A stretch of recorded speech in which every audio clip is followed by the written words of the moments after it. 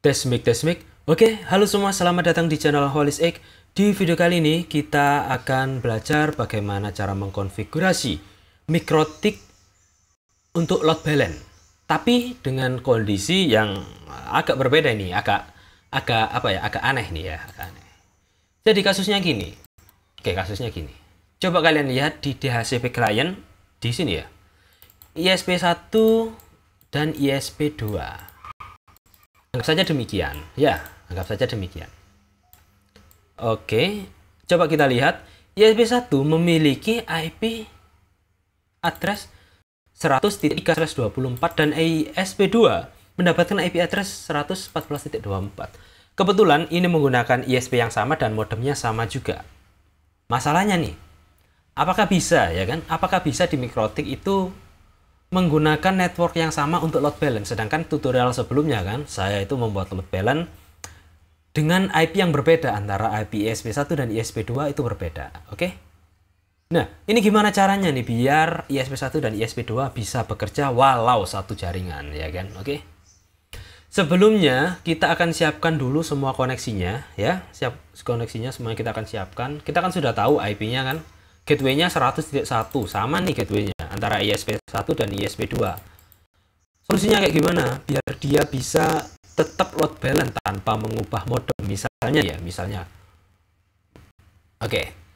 Jadi kita akan mulai dengan pertama kita lihat IP-nya dulu. IP-nya sudah dapat kan? Gateway-nya di 100.1. Oke. Yang kedua, kita cek untuk firewall NAT. IP firewall. Terus kalian masuk ke NAT di sini. NAT ya kan. Ini kan masih ISP1 aja nih yang masuk ya, yang baru ada. Kita copy atau kalian buat baru boleh, buat baru aja deh kita. Buat baru chain SRC NAT out interface kita pilih ISP2 dan action masquerade. Nah, seperti biasa lah ya, kita setting untuk NAT dari sumber internet kayak gitulah biasa. Oke. NAT sudah selesai, terus apalagi? NAT sudah selesai, IP address sudah selesai, dan routing juga default gateway-nya sudah aman ya. Kebetulan saya setting modelnya kayak gini. Saya pakai DHCP client karena saya nggak mau ribet-ribet. Kalau kalian pakai DHCP statik, pakai IP statik juga nggak apa-apa. Kebetulan saya pakai IP dynamic saja buat contoh kali ini ya. Oke. 1 untuk ISP1 distance-nya 1, untuk ISP2 saya pakai distance-nya 2. Nah, gunanya apa? Gunanya kayak gini. Nanti dia nggak berebut. Ketika ISP1 mati atau kecabut kabelnya, dia langsung ke ISP2 kayak gitu teorinya. Nanti kita akan pelajari juga bagaimana kalau ISP1 tiba-tiba internetnya putus tapi jaringannya tersambung, gimana caranya biar bisa tetap langsung pindah kayak gitu. Nanti kita akan pelajari ya. Referensinya nanti akan saya tunjukkan di video selanjutnya ya tapi ya. Oke. Sekarang saya buat catatan nih, catatan dulu di notepad seperti biasa ya, untuk gambaran atau catatan kita kali ini. Oke. Notepad. Oke. ISP1 gateway-nya gateway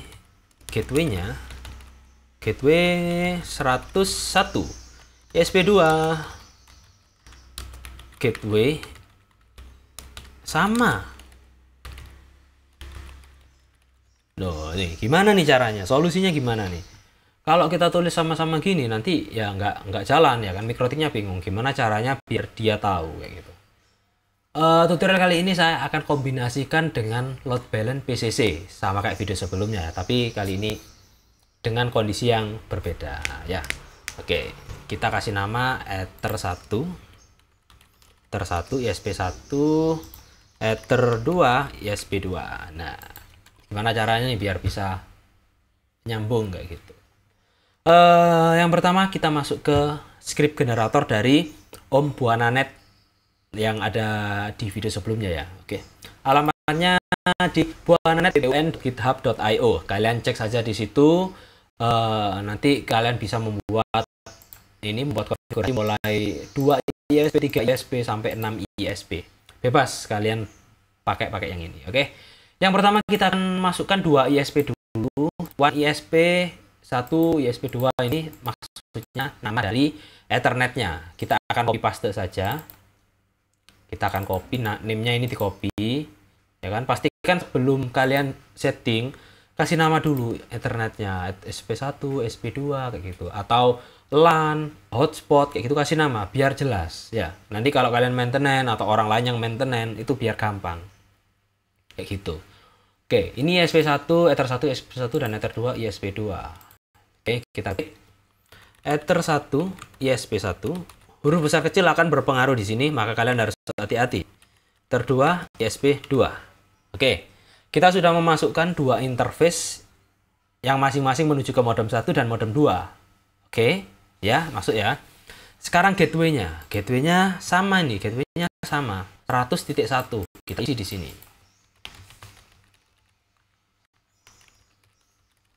Oke, sudah selesai. Kita generate dulu. Kita akan cek di sini. Nah. Oke, semuanya normal-normal saja kan kayak script sebelumnya. Tapi kali ini kita penulisan gateway-nya agak berbeda. Ini yang saya pelajari dari video yang dipublish oleh Mikrotik Indonesia, Citra Web, bahwa kita bisa membuat membuat load balance dengan modem yang IP-nya sama. Tapi kita bisa menambahkan satu parameter agar si Mikrotik ini mengenali ini jalurnya ISP1 dan ini jalurnya ISP2.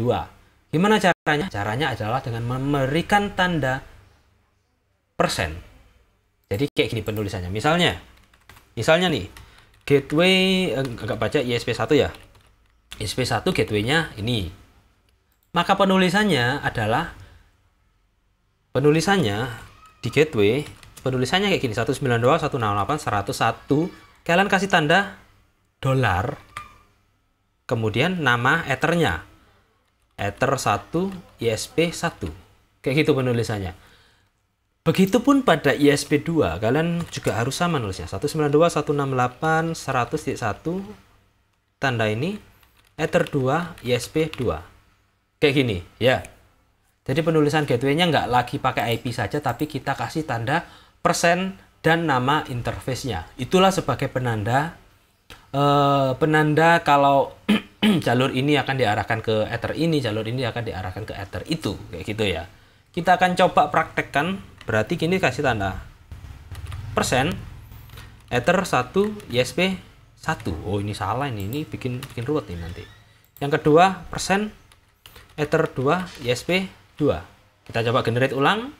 Nah, tidak ada perubahan di script Mangle, jadi kita nggak akan jadi masalah di script Mangle. Yang pertama, kita akan copy semuanya di sini. Kita copy scriptnya ya. Kita taruh di notepad saja biar enak. Nah, kita hapus yang ini. Oke, kita akan jelaskan scriptnya satu persatu. Oke. Script pertama ini dia akan membuat address list, atau dia akan mengidentifikasi jaringan kalian dan membedakan antara jaringan lokal dengan jaringan yang ada di internet atau IP public. Oke, untuk pembahasan IP public kalian boleh mampir ke channelnya Om Madaswaski. Di sana sudah dijelaskan bagaimana sih perbedaan antara IP public dan IP private itu, kayak gitu. Jadi di sana jelaskan semua. Nanti saya akan tulis linknya ada di deskripsi ya. Biar kalian lebih lebih hati-hati lagi dalam penulisan IP address untuk jaringan kalian. Oke. Pertama kita akan copy ini address list. Ini gunanya untuk mengidentifikasi yang mana local IP dan yang mana public IP. Kita masuk ke dalam Winbox lagi, masuk ke IP firewall, kalian klik di address list. Nah, di sini belum ada yang namanya local IP ya di sini. Local network adanya sama pribadi. Kita akan masukkan script ini ke dalam new terminal. Klik new terminal di sini. Kemudian kalian paste. Script pertama ya, kita paste. Oke, sudah masuk. Sudah masuk nih yang namanya local IP, kita sudah punya. Selanjutnya kita akan cek lagi scriptnya. IP firewall NAT. Di sini ada out interface Ether1 dan Ether2. Kita cek NAT.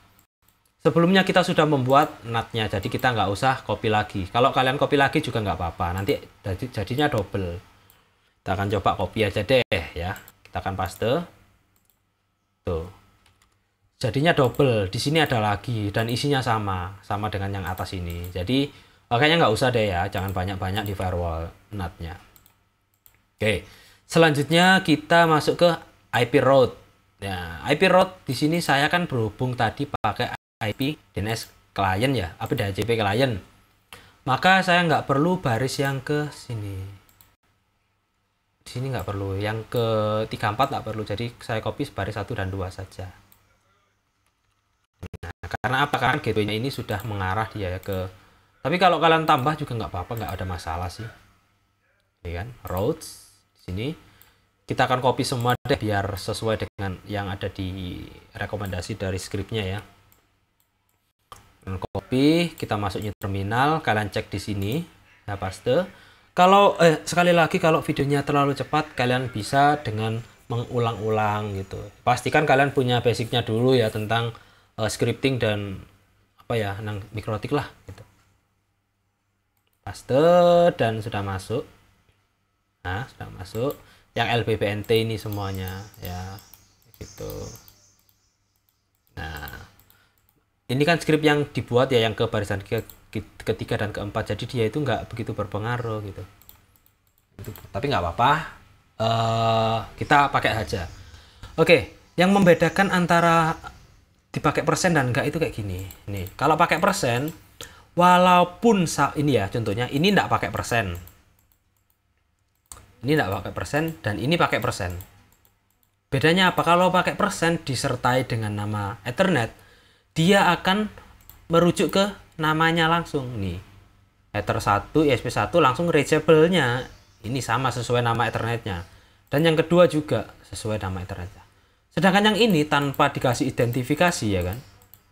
Sebenarnya ini yang dua ini dari ESP2 dan ini dari ESP1. Maka dia dianggap sama-sama dari ISP1 kayak gitu. Bedanya kalau kita pakai persen ini dan enggak itu bedanya kayak gitu. Jadi kuncinya ada di persen ya, persen dan nama interface. Selanjutnya kita akan coba copy script yang untuk mangle-nya atau load balance-nya kita akan copy, kita akan pastekan di sini. Kita cek mangle di sini, mangle masih 0, di situ ada dummy aja. Kita paste. Oke, sudah masuk semua. Oke, mungkin ini sudah mulai jalan ya untuk trafiknya. Kita reset counter dulu. Kita reset counter. Oke, trafik sudah mulai jalan dan kita akan cek di interface. Tuh, sama-sama bekerja ya. Kita akan coba juga speed test JCMD sama browser kita speed test di JCMD aja. Speed test. Oke. Tuh kerjasama tuh ya, Ether 1 dan Ether 2 dia akan kerjasama walaupun IP-nya sama, walaupun IP address-nya sama, gateway-nya sama, modemnya berbeda, dia tetap bisa jalan kayak gitu. Yang penting kalian bisa mengidentifikasi antara Ether 1 dan Ether 2-nya kayak gitu, dikasih persen. Nah gitu aja, kuncinya kayak gitu ya, kasih pertanda persen kayak yang saya jelaskan di sini di atas ini. Contohnya ESP1 gateway-nya ini, maka kalian menulisnya kayak gini, 192.168.101% Ether 1 ESP1. Oke, jadi sebenarnya kuncinya hanya di situ saja, dan ini juga saya praktekkan, hasilnya juga positif. Hasilnya bagus, maksudnya bagus dan sesuai dengan yang kita ekspektasikan. Semua Ether 1, ESP1 dan ESP2 berjalan bersamaan. Kita coba speed test lagi untuk membuktikan. Speed test jalan deh Ether 1 nih, jalan ya trafiknya nih ya, walaupun pincang juga nggak apa-apa. Tuh jalan, yang penting jalan ya. Tuh aman, semuanya aman. Uploadnya pasti pincang. Nah ini oke, pincang nggak apa-apa karena kan memang nggak diatur rasionya. It's okay. Oke, jadi demikianlah videonya. Semoga kalian suka video ini. Kalau suka klik like, kalau nggak suka ya nggak apa-apa. Dan sekali lagi kalau kalian ada pertanyaan silahkan tulis di kolom komentar. Kalau bingung, Mas saya masih bingung nih, Mas saya masih bingung bagian ini, atau kalian bisa langsung menghubungi saya di WhatsApp yang ada di deskripsi video ini. Oke, terus lagi apa ya, jangan lupa subscribe ke channel Holistic dan K Tutorial nanti biar kalian kalau saya upload video biar nggak ketinggalan kayak gitu. Masa iya nonton doang nggak subscribe ya kan? Ya gitu deh. Pokoknya 80% lebih penonton channel ini nggak subscribe. Tapi nggak apa-apa deh. Yang penting kalian suka videonya. Semoga bermanfaat ya. Sampai jumpa di video-video selanjutnya. Dadah.